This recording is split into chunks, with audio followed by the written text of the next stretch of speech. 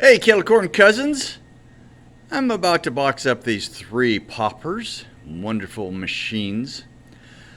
I wanted to do a little short video showing you what it is I do when I box it up and the efforts we put into making sure these arrive to your place safely. Now you'll notice down here, that's OSB.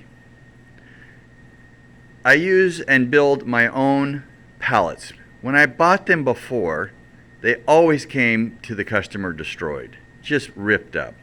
So not only do I screw and nail these pieces on here, they're also glued so that they stay on during the whole process of shipping.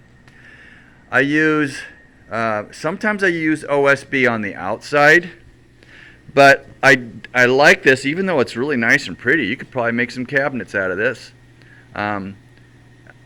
It's cheaper than OSB. OSB right now is $50 a sheet. That's just crazy. It used to be $8.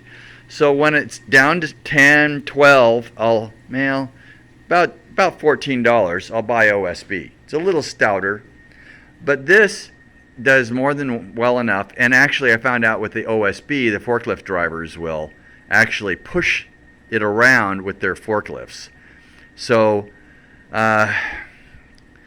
even though this is thinner, the OSB, they would still punch through that. So this is just thin enough that they look at it and go, I might punch through that, so they don't do it. So in a way, it's a little better. This is only $25 a sheet. And I take about 2.5 sheets to box up a popper, depending on the size of the popper.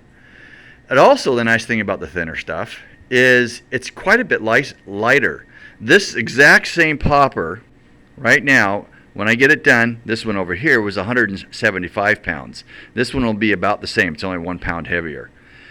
The OSB version of this popper that I sent out to San Diego a few weeks ago, actually almost a month now, was 255 pounds. So the OSB weighs quite a lot.